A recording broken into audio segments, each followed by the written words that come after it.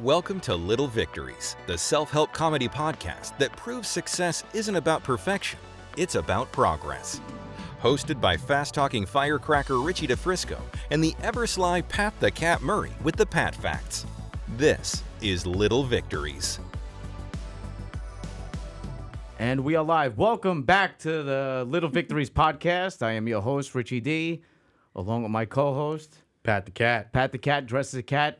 Pat, you look fucking great right now. It fits perfectly. Perfectly. Yeah. Originally, this was a gimmick, and now I think that this robe is so comfortable, I'm pretty much just, this is part of my wardrobe now. Oh, I'm definitely keeping this. I'm sleeping in this. So, welcome to the Little Victories podcast, the only podcast that can take you from how to survive in prison to cats. And with a very special guest, I'm very honored to introduce Gina Cola from Bronx Community Cats. Yep. That is a significant organization that basically saves and manages the cat population living in the street. She'll talk more in detail about that. So this is a great episode for people who are animal lovers, cat lovers, and essentially, like, you're going to learn so much from this about shit you don't know, things that I didn't know. Yeah. And so this is very informative. This is important to me because I've always wanted to make it my thing to rescue as many animals as I can before I cash out. And this is my first opportunity on a significant platform to do so. So without further ado, ladies and gentlemen, big round of applause for Gina Cola representing Bronx Community Cats. Thank you. Can you whistle? No. Or meow, meow. Meow. Gina. I mean, these outfits are fantastic, I have to just say. Thank you. Like, Who's that's better, mine or his? I mean, I really wouldn't can't be pick, able to all right. judge. We're I don't know. even. You walk in the streets with that pink robe on was amazing, though. It made my whole day. You think I'm taking this off? No. The whole neighborhood thinks I'm nuts anyway. You It's think fine. You got to live up to it. You think I mean, give a it is shit? what it is. I No. don't care. You shouldn't. They know I don't care. Right. And it irritates them. I mean, that next don't time I care. see you, I need to see that on. You want to sure. you want to laugh? I put this thing on in the parking lot. This thing is so comfortable. I'm not kidding. I am not kidding. No, I'm I don't ready to fall care asleep. what DKNY makes. This thing is incredible. That's it. I want to find out fantastic. who put this together. So when as I start off, like every episode, you're successful. You and Tanya that run the organization, along with all of the people that help you out. I want to talk about why you're successful. How successful are you? Because you're not just a couple of people that trap cats. You're legit. Yeah, I mean, Bronx Community Cats started in September of 2020. So far, just a fact, as of this week and counting, we have fixed 4,100 cats since September of 2020. And we're not done. We're going. We just hit 4K about 2 months ago, I would say. And we're banging out at least 100 a month. You guys have fixed that many cats since 2020? That's right. Holy Since shit. September of 2020, 4,100 and counting. Wow. There's another 20 on the chopping block, I think, for today or tomorrow. The chopping. Yeah, block. the chopping block. That's good. Yep. So who initially started Bronx Community Cats? So, Laura, there's a woman named Laura, and of course Tanya. I call Tanya our fearless leader. I call Tanya for everything. She's my go-to person.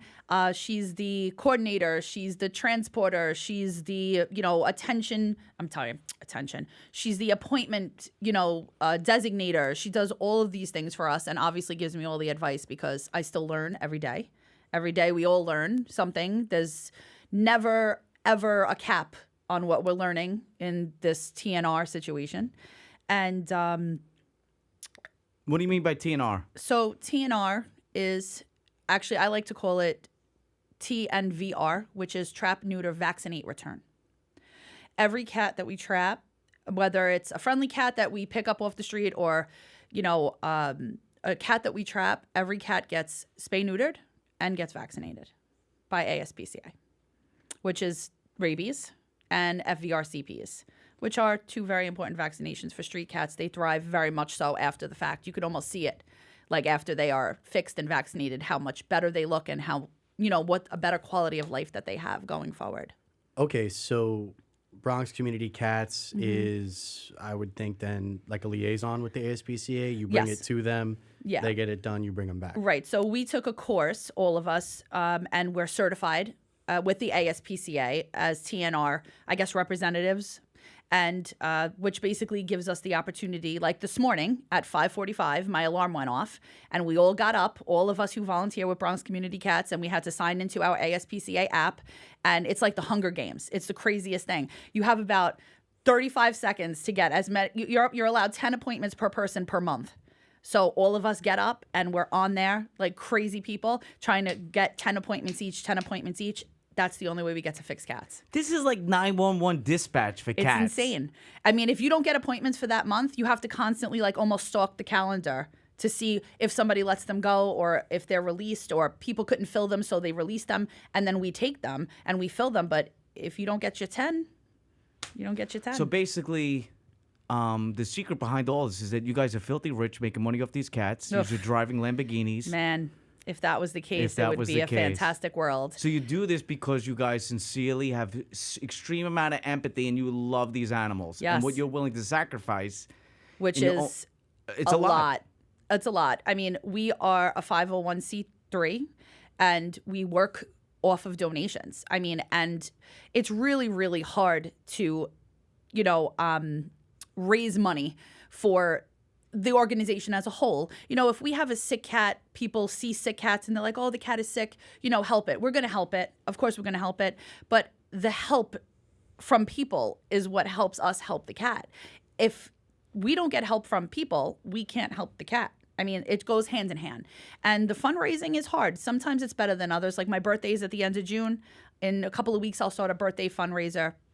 Hopefully we get to the $500 goal is what I usually set, which is fantastic. But, there are situations that come up where that $500 gets washed away in 3 seconds. And that's sad because it's like $500 is like half of somebody's paycheck. I mean, it is. And paycheck. it does help us a lot. Every donation counts, no matter what it is, whether it's $10, $20. Every single donation that comes in goes towards these cats. Like, nobody is getting rich. Nobody is driving fancy cars. It's actually the opposite. I mean, it's us doing the job. We don't get paid. Nobody, there's really random times where we'll get some kind of food donation, but it's maybe once a year. But it's not, it's not something that could sustain all of the cats we have in our care. And to be fair, we're not a rescue where we have a shelter. Like, we don't have a shelter where we pick up cats and we bring them. If I find a friendly cat, it comes home with me. And it's my responsibility. I'm feeding it, watering it, litter, medication if needed. I mean, it's us. That's just how it is. I mean, people tell me, oh, you don't have kids, you have cats. I said, you have no idea. Yeah, they're a full-time job. And you help spade one of my rats. She's not 1 year old. Her name is Josie. Shout out to Josie. Josie actually looks like this. Josie. She's so sweet. Josie went to the ASPCA. That's right, my and got baby the girl. full spa services. Then I got another cat I took from a kid I used to be friends with that is from a breeder. I don't co-sign this. Right. Because I don't like that. Yeah, and we're people not have into this thing of breeding. like, I want fancy pets, I want exotic animals, but so this is the first, and we've had animals our whole life. This is the first exotic, wild animal we've ever had in a home. He is the most difficult animal I've ever had. He's a jerk. Well, I love him to death. Yeah. He is a fucking jerk. Well, and I tried most to train cats him. are. I tried. No, she's not. She's an angel. It's him. him. I tried to train him, and all of this time of trying to get down this road of trying to get him to I'm being trained, not him. He's training You know what me. they say? Cats own us. We don't own them. I've been trained to follow his. In order to get him to shut up and leave me alone, I have to do what he wants, and I am his servant. Yeah. So you are all really a community, because I know you mentioned Yes. that there's no physical space. Right. It's just you and the other people involved. What got you involved in cat rescue initially? So I moved to a block in the Bronx, Revere Avenue, and it took literally, I was actually scared of cats, which is bizarre, but I was scared of them. When I was growing up, a friend of mine had cats, and he used to come out from underneath the couch and smack me. And I'd be like, You were scared of cats? I was scared of cats. I'm scared of electricity. Well, don't stand outside in the rain. I don't know what to tell you.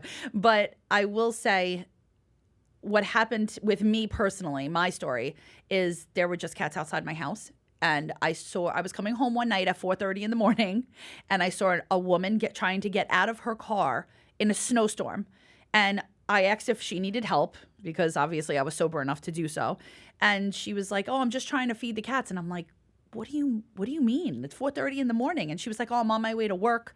I come here every morning. I live in Mars Park. And I'm like, you come all the way over here to Throg's Neck to feed these cats? And she's like, yeah. I said, don't come in the snowstorm. I'll take care of it. Well, taking care of it turned into, I think there were 4 or 5 to begin with. And one new one showed up. I had no idea what TNR was. I, just like most people in the world, don't know what it is.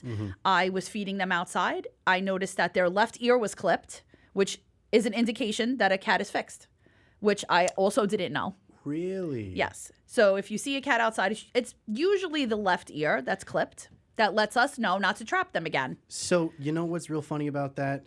Because it brings me back. I know Richie spoke about his cats. I have 2. Right. Had one, have one now. Fuego was a street cat. Fortunately, he passed a couple years ago. Yeah. But I always thought that little clip in his ear was because he got in a fight. Okay, so it could be tricky. Yeah. There are certain places that do notches that are not clips, but that's usually a private vet. But I personally have had cats that I trapped that I assumed could be fixed because it did look like an ear tip and it wasn't.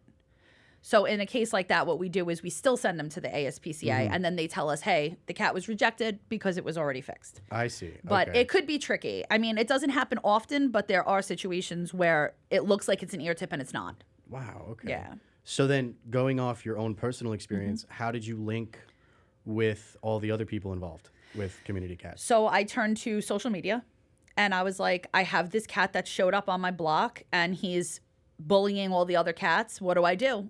And, you know, social media literally was like, well, are you TNR certified? Do you know anybody who does TNR? And I was like, what is that? I would have never known. Never. This was in 2017. 2017 is when I was still feeding the cats. And in 2018, when I finally was like, I have to put an end to this, I called every local vet and they wanted $600+ for a cat I couldn't touch. I didn't even know how I was going to get my hands on it, let alone anything else. So, social media led me to people in the neighborhood that were currently doing this. And they were getting private trucks from the ASPCA once a month. And I befriended them. I explained to them the situation. And the one girl was like, come pick up a trap and trap your cat. I had no idea what I was doing. I went to go get the trap. I put the trap down. That cat walked into that trap. And the minute that door closed, I got an adrenaline rush like I never felt before in my life. And I was like, oh, this is something. That was it? That was it. That was your first three-pointer. You nailed it. That was my first trap, and it was significant. And the one cat I fell in love with, which is, I call him Whitey. He was my white boy. He was a friendly cat that I rescued. And when I moved from the Bronx, I took all of them with me, by the way. Every single one of them, even the ones I couldn't touch. I took them all with me. I had them all back to the vet, had them revaccinated the whole 9, and they lived out their lives. I lost 3 out of 5 of them now. But that one cat that I trapped, his name was Shadow, and I lost him 2 years ago. And he was the first cat I ever TNR'd. And my white boy was the first cat I ever rescued. And since then, it's been hundreds since 2018. Okay, there's a lot. Yeah. So I want to start off with saying, why is this work important? Why? So the main part of TNR for us as a group collectively is to stop the cycle. Can we TNR Pat? I mean, No, I'm don't too young know. for that. He's too young. He's too young for I that. need to sow my oats. Yeah, he's good for now. If he does, though, we got to clip his ear. Was your ear clipped? Let me see. No. So why is it important? So ending the cycle, trapping these cats and fixing them ends an entire cycle of suffering. First, it prevents babies from being born, which is our goal. I mean, we love kittens. They are beautiful and they're cute and they're cuddly. But most people don't realize the suffering that goes on. You know, you see these videos and these cats are these fluffy, beautiful little things that people are like, look what I just found on the street. And yes, it's wonderful when somebody picks up this kitten and takes it home and saves its life, right? But what you don't see is what we see. And it's these cats that are in colonies that are constantly procreating, constantly giving birth. I mean, females can have 2 litters a year. They get pregnant as early as 4 months old. I mean, you're talking about babies having babies. And then these kittens, they could be born sick. They could be born deformed. Wildlife, you know, an animal's hungry, they're going to attack it. These kittens are old enough, 5, 6 weeks old. They're running around. They're in the street. They don't know a car's coming. They're street animals. They get hit by cars. And then, you know, you have the people who are not the greatest, and they take them, and you don't know what happens to them, right? So by fixing them, it stops all of that. There's no babies having babies. There's no kittens dying on the street. I mean, most cats that are born on the street don't make it. They die on the street. This is a part that I should be mentioning. I don't want to drag it on because it sucks. I don't like listening to it, but it's a fact. So I want to try to keep this brief. But if you can briefly explain, like, the really fucked up shit that happens that people do to these cats, because there are people out there that are bad people and they do bad things to these cats. It just seems to be a thing like, oh, these cats aren't worth anything. So can you, like, tell me some of those instances? So the biggest thing for me is I am a large advocate on social media of people giving away their animals for free, especially cats and kittens. A big part of kittens being born is because good people and people who love their animals like you don't have the resources to go pay a vet $1,000 to fix their cat, right? This is why outside of just doing TNR, we started helping people, normal people who love their animal and just can't afford to fix them, like, privately. So we do fix both privately owned and obviously street cats. But there are instances where people are, they lost their job. COVID was a huge hit for all of us. I mean, just think about the amount of people who died during COVID and their animals were thrown out on the street. I rescued more cats in 2020 that were thrown out on the street, and then everybody went crazy that cats had coronavirus, and then they were all getting thrown out. So my biggest thing to people is, please don't give your animals away on the internet. One, people prowl the internet for free animals. Dog fighting is a huge thing when it comes to cats. And you also mentioned that you had a cat that was covered in pink paint. Yes, I did. What does that mean? So usually with dog fighting, they color the animals or paint the animals in color paint so that people could bet on what color, I guess would be attacked or go down first. I don't know. I did rescue her. I think it was in 2020, and I never put her back. She lives with me. Her name is Pink, and she had all pink paint on her. I don't know if that was actually it, but I can assume from the way she was painted pink that it could have been the possibility. Unless she just rolled in pink paint, I don't know. Probably not. Probably not. So, like, the low lives that do this shit that, I fantasize about, doing certain Animal I'm not, abusers. yeah, I want to be I want to be able to rectify that like Batman, but, so what are the legal, what's the word I'm looking for, Pat? Can you Google it? What, the repercussions? Repercussions. Yeah. That's the word? Yeah. Unfortunately, not None. many. Animals, there's not enough laws for animal abuse and, things that could happen, to these animals, unfortunately. But, giving them away on social media, besides the dog fighting, people use them for snake food, kittens. Yeah. Which is another terrible thing. But this is what it. But I also have to say something else. Besides the evil stuff that could happen, because we could talk about that for days. I've seen some of the shittiest things that you could imagine. And again, this TNR rescue, whatever you want to call, whatever, we're independent rescuers. We work under Bronx Community Cats. We see a lot of shitty things, but we also see a lot of wonderful things. And I have to say that if you give people the resources or the help that they don't know exist, they are so willing to do the right thing. I have come across people that are feeding 8 cats, 10 cats. I've been working on a colony, just off topic. I've been working on a colony in the Bronx, in Throgs Neck, for a year and a half. I would say 2 years, it was in March. I fixed over 80 cats in a 4-block span. Okay?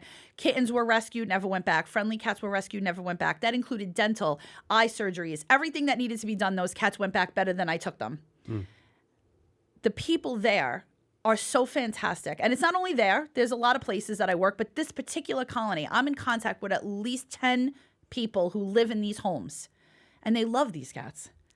They love them. They take care of them. They live outside. They got houses for them.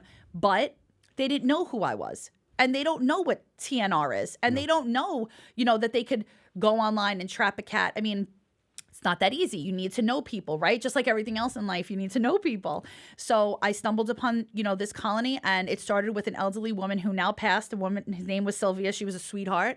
And she rented, and she took care of these cats outside like they were her children. That's a tremendous victory. It's amazing. Pat fact? Pat fact. Let's go for a Pat fact. So to circle back to the repercussions and the penalties, I'm pretty sure all cat lovers know that ancient Egypt revered cats of all kinds, Yep. shapes, sizes, forms. They were mummified Yep. as a sign of respect, right? Buried with pharaohs and things like that. Yep. In ancient Egypt, harming a cat was punishable by death. Yes. I think that's something that, Richie. I actually just might heard wanna that about bring back. Italy also. In Italy? I just read a thing, how true it is, I mean, I could be wrong. But I just read a thing that, yeah, it's punishable in Italy to harm any stray cat. Yeah. And I mean, it's tricky now in, 2025 in the present. I know you mentioned it's more of a natural thing that cats are able to procreate so fast. Yeah. And there's just so little in order to, like, we don't even have an idea of how many cats in New York City alone. There's I mean, millions. there's over 90 million house cats in the U.S. Yep. But look at a city of 8 million. I guarantee you there's probably, yeah. And it's funny because you hear this rat czar person that Mayor Adams appointed.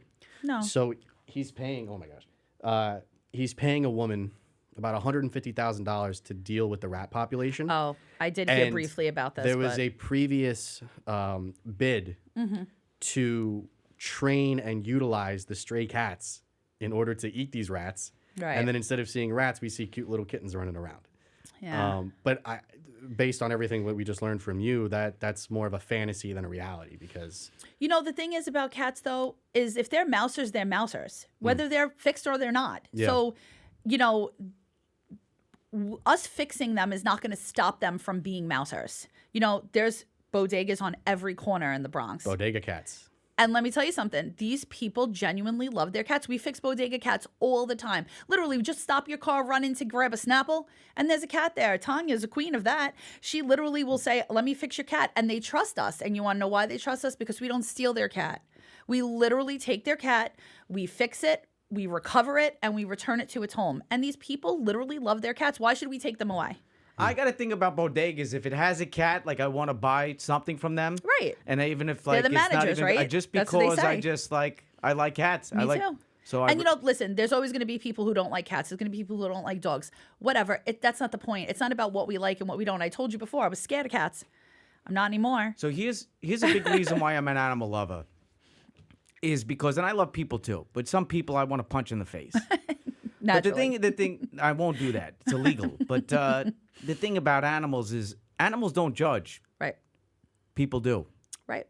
Right? Animals give love willingly. Right. They're very, so I get frustrated with people. Like, even if you don't like animals, like, I got no problem with that. If You don't have to love them. You just don't have to hurt them. Right. That's Don't what it hurt is. them because. Right. You could walk past and make believe you don't see it, but just leave them alone. Let them be. Right, that's it. Let them be. That's when the old school Italian comes out of me. It's like, do the right thing, or the right thing will the get right done to thing. you. Like these people that I've been helping for almost 2 years, they will text message me on a random day and say, a new cat showed up, and I depend on these people because how can I be in 20 places at one time? You can't. I can't. So I say to them very clearly, this is my number. When a new cat comes, you take a picture. If it doesn't have an ear tip, every single time you feed, look at your cats. These people know their cats. They name these cats, okay? They send me a picture. I have an elderly man. He sent me a picture 2 days ago. Here's a cat that showed up at my back door. Don't have an ear tip. No problem. I'll be there to get it. The minute they tell me a new cat is there, a big part of TNR is monitoring. Just because you think you got them all doesn't mean you got them all, right? I did 78 cats, and then I stumbled upon a house 3 houses away with another 10 that I missed. And it's because I don't walk through people's backyards. Yeah. So you don't know what people are doing back there. I do. Well, you do because you're a sick stalker. With this robe on, I do. Might I add? I mean, but these people will reach out to me and say, hey, we have a new kitten that showed up, or there's a new friendly cat. And I respond to them and I say, okay, just keep feeding, get them on a normal schedule. I'll come trap the cat. If the cat's friendly, it doesn't go back. But fixing the cat that shows up, because there are always going to be new ones, fixing the cats that shows up is how you keep a colony under control.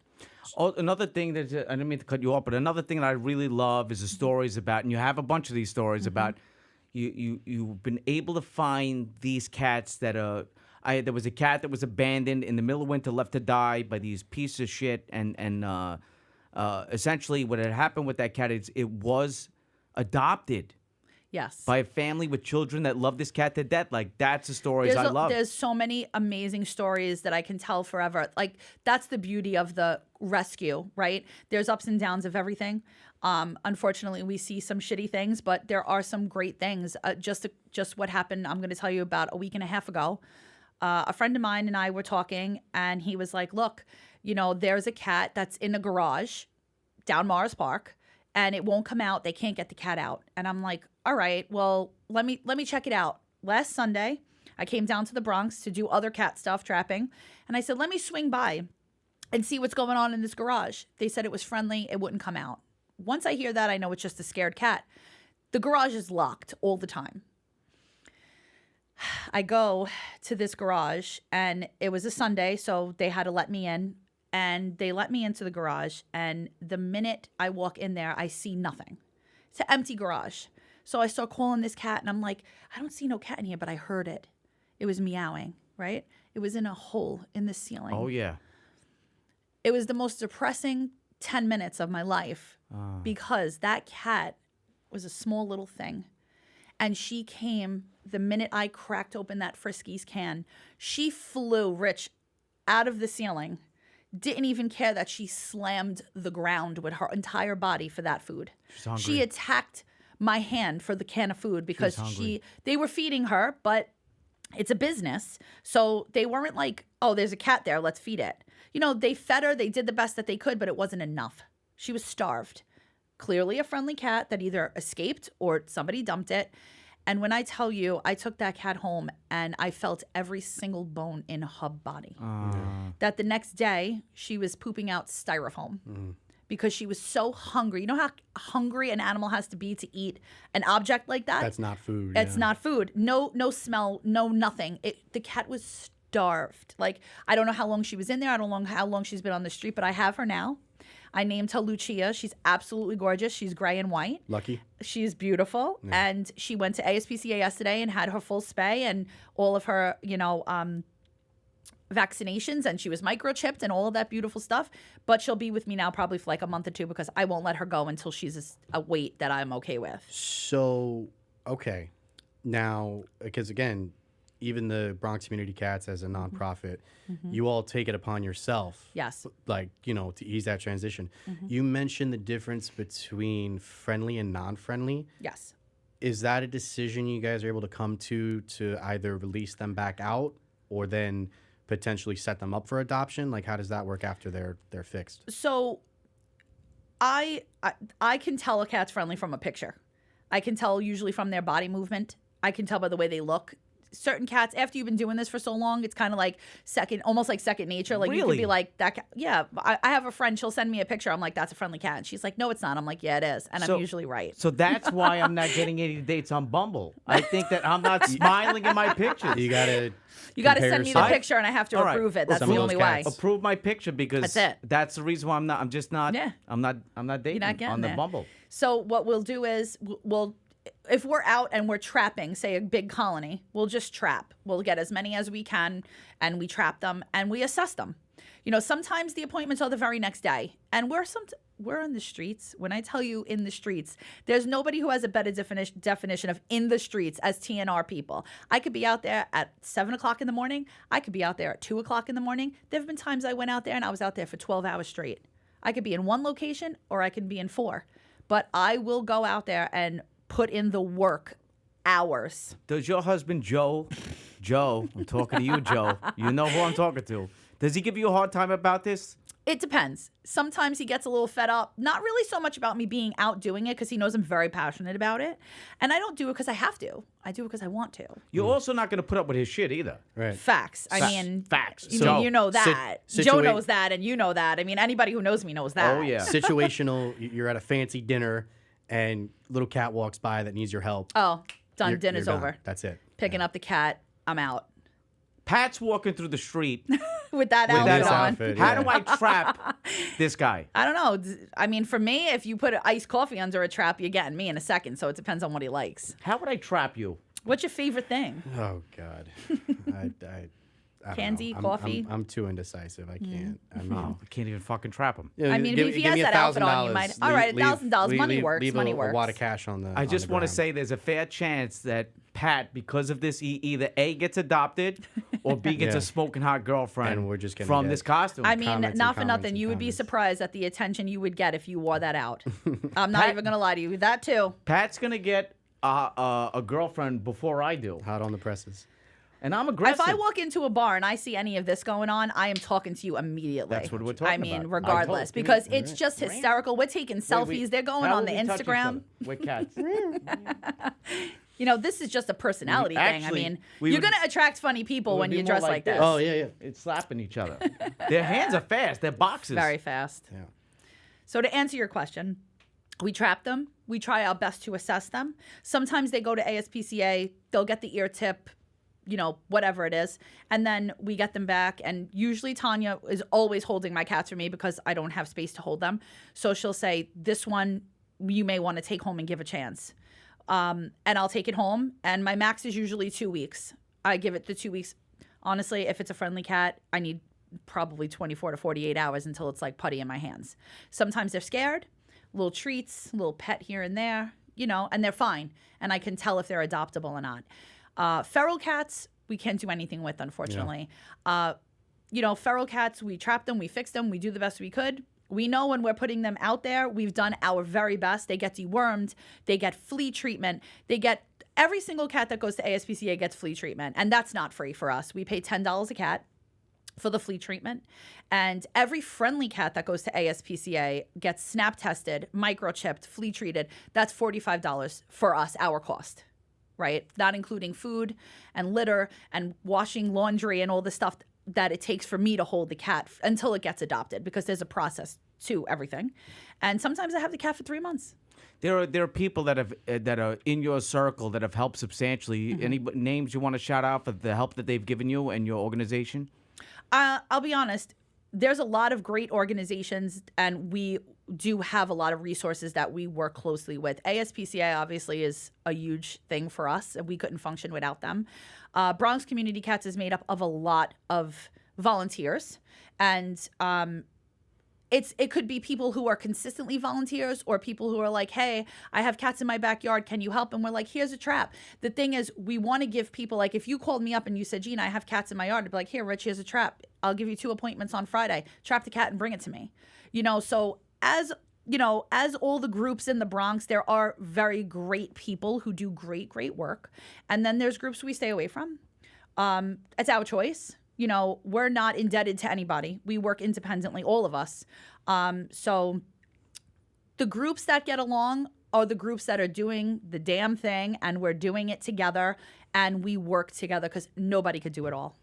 Nobody. Couple more things I want to mention, even though we do have some time left, but I want to get this, make sure this is in it, is that to the audience that's out there, that's significant, I think we have like 5 million followers at this point, is that what would you like them to know? How can they help? I'm a regular guy with a crazy robe on. I don't know Who anything. now knows about trap, neuter, vaccinate, I know return. that. I know that. What else would I need to know that I didn't know prior? Because before this, I knew nothing. So one of the biggest things is now, especially this time of year, I should say, on social media, people finding kittens. That's the big thing. It's kitten season. Although nowadays, there's no kitten season. There's kittens all the time.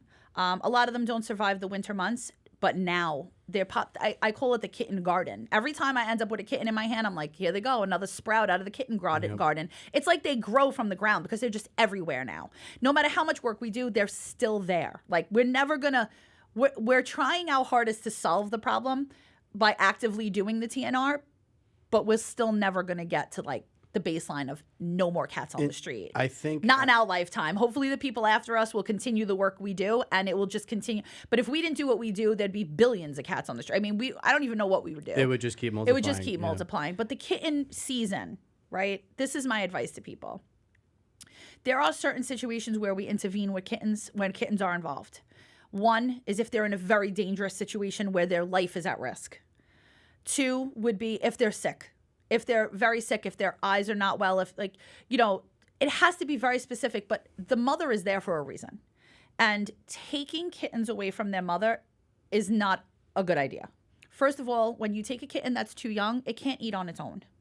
When kittens are between 5 and 6 weeks old and we know they're out there, we go get them. It's not like, oh, kittens were born and we're just going to move on. We know they're there. I've done this myself. I found kittens in a shelter on a colony I thought was completed. I found kittens in a shelter. I left them for 5 weeks. I clocked it. I put it on my calendar. I went back and those babies were running around. I trapped every single one of them and they all live indoors now. But I also took the mom.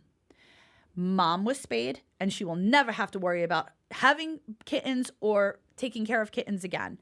Don't steal kittens. Because so and you hear the things about like, you know, puppy mills and breeding and things like that. I could see there being that kind of seedy market for kittens as well. Yeah. I mean, my cat that I have now, Jax, she's like I want to say 9 or 10 years old. It's crazy how the time flies. Yeah. She was born 2 blocks away, and it was a friend of ours from the neighborhood. His cat had a litter. Right. He's like, hey, you guys want one? Right. We had Fuego at the time, so we're like, okay, why not? Yeah. And she's just been a house cat the whole time. Fuego and her, like, complete polar opposites. Yeah. Fuego, the house cat, anytime that door was open for 2 seconds, Done. gone. Yep. He'd come There's back. always one. He brought back fleas one time. We had to Yep. bug bomb the whole Oh, house. yeah. But, you know, we still love him. But Jax, you'll leave the door open, you'll leave the window open, she'll sniff it. But and she then doesn't know she that won't- life. She doesn't know the life, She right? doesn't know the life. And I think that, because especially when you talk about, like, the collective and the community, there's a lot of people out there that care about animals, but unfortunately don't have the resources Right. to either take care of them or the time to donate, to volunteer and things like that.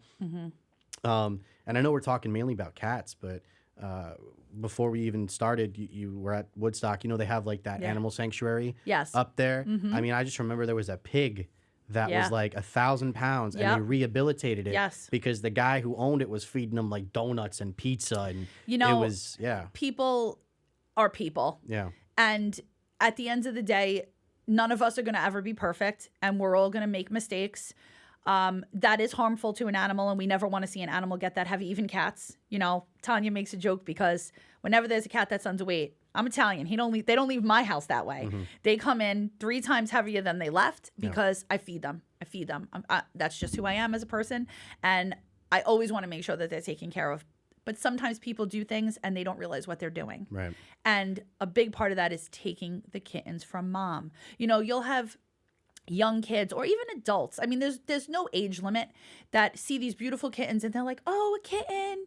And the first thing you're going to do is what? You're going to grab it. Yeah. You know, mom cats are not going to reject that kitten because you touched it.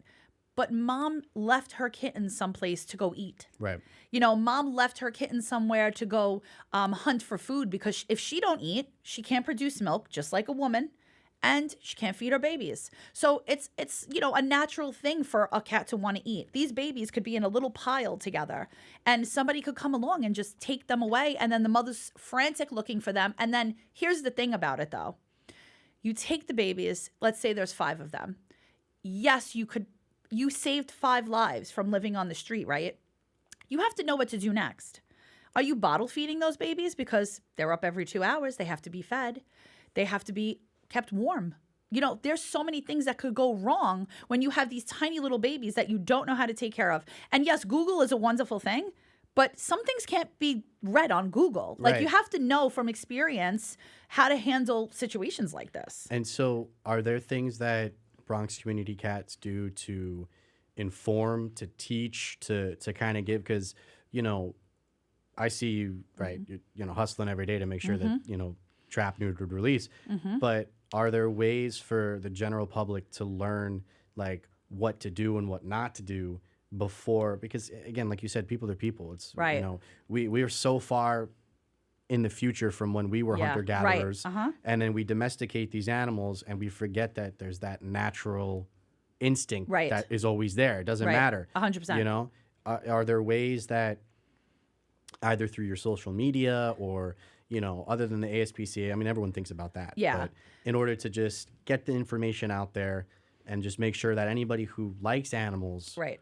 can, you know, probably do the right thing. Yeah, so we give out a lot of informative information on our social media.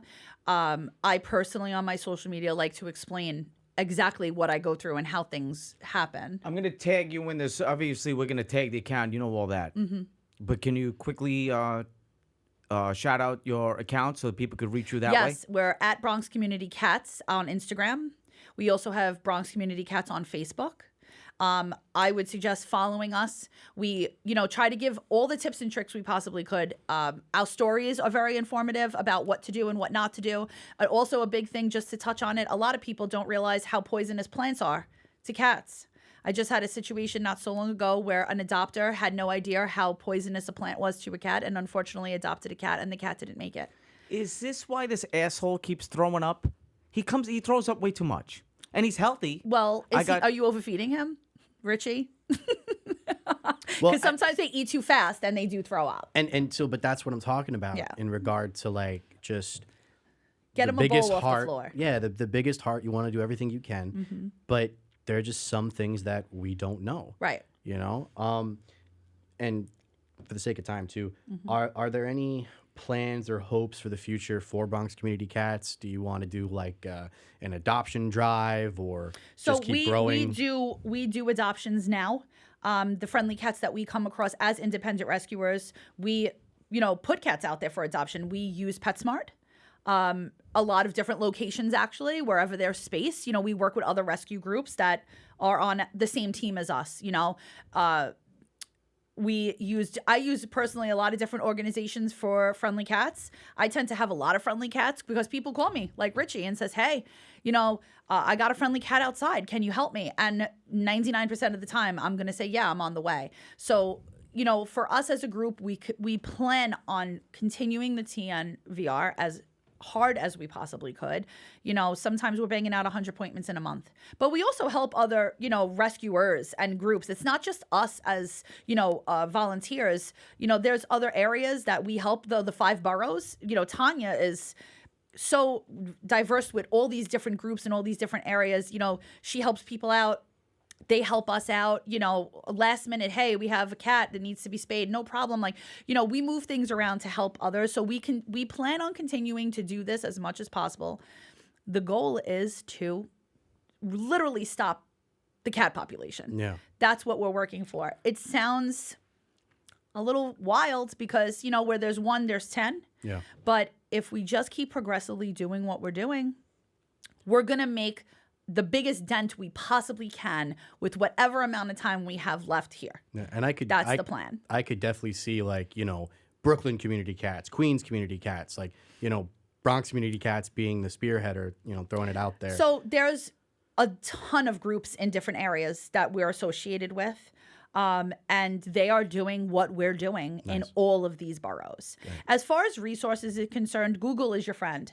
But to follow a group like Bronx Community Cats, we have emails. Send an email. We may not get back to you immediately. We're knee deep in the shit 95% of the time. I mean, we don't have, an unimaginable amount of hours to just respond to everyone, but we do the best we can with the time that we have. And, we're willing to help people and we want to train people. Yeah. How long can I do this for? We need new people. We need people to learn and we need people to keep going. Otherwise... I want a really hot wife to train me. Yeah. Wait, before you go, because we're tight on the clock. I really love these stickers. Yeah. If they could see, this is so. That's Jerome. I was told that's Jerome. We're big in the sticker community. We're going to try to have an episode about stickers as well. But this is going in. I have my favorite stickers, and this is going in that glass case. That's I'm serious. Right. I'm big with the stickers. And I have to say, you might find yourself a cat lady with that. I'm down. But the only problem is that the girl of my dreams, if she has cats, how the hell are our cats going to get along? You'll figure it out. We'll figure it out. Don't worry. So before where there's a will, there's a way. That's where there's a will, there's relatives. I just had one last question for you. You got to make it fast. And that is, how has this work changed you personally? Oh my God. I started actually TNRing in 2018 when I had just given birth to my son. And not only has it changed my life, it has changed my whole family's life because I used to go trapping with my son napping in the back seat. I mean, it has changed. I mean, I put a lot of time and effort into as much as I possibly could with the time I have, but I do have a 7-year-old son who's obviously always primary. But it has changed my life because not only am I dedicated to my child and my house and my husband, I have all these cats I take care of. Yeah. So it has drastically changed my life in a lot of good ways. I'll be honest, sometimes it's not great. Sometimes it's sad. And there comes times where it's depressing too, because, you know, after a while, you know, you see all this shit and how much can somebody take? You know, it gets to you. It's not all butterflies and rainbows, but when you see a cat like the one I rescued that was starved in that garage, when I tell you in a month or two what she's going to look like compared to what she looked like the day I got her, Beautiful. That's makes beautiful. my soul happy. Absolutely. That's what it is. It's I been- mean, that's what keeps us going. And we're supportive of each other. I'll be honest. We go on rants. We get angry. You know, we're people. You know, people affect people and things affect people. So we do have hard days and we do have, you know, chaos going on most of the time, but we do the best we can and we help each other. The greatest value of our lives is how we affect other people's lives. And if 100%. it's not just people, it's animals. Animals And included. the work that you guys do is substantial. It's been an honor. This has been a big thing for me too. This is my first real instance where I feel like I'm helping out the animal community, and I Yeah. will be indebted to this my whole life of just trying to rescue as many animals as I can.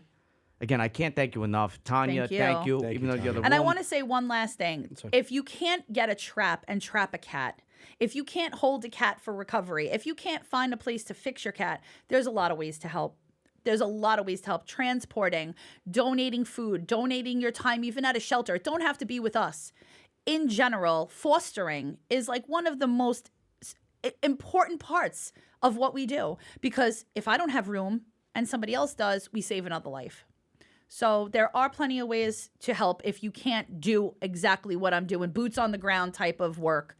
There's so many things that could be done. And again, follow us at Bronx Community Cats and reach out and we'll guide you the best we could. That Thank is you. the perfect way to end this Yeah. because this is one of my favorite episodes.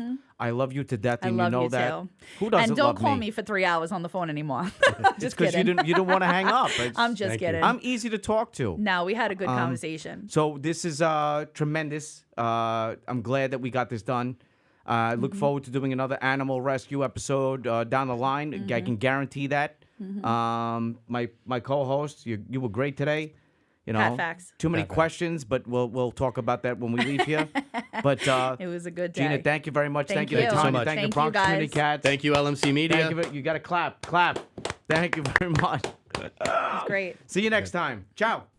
Thanks for listening to Little Victories. Stay tuned for more wins and more laughs. Follow us at Little Victories Pod on Instagram so you don't miss a thing.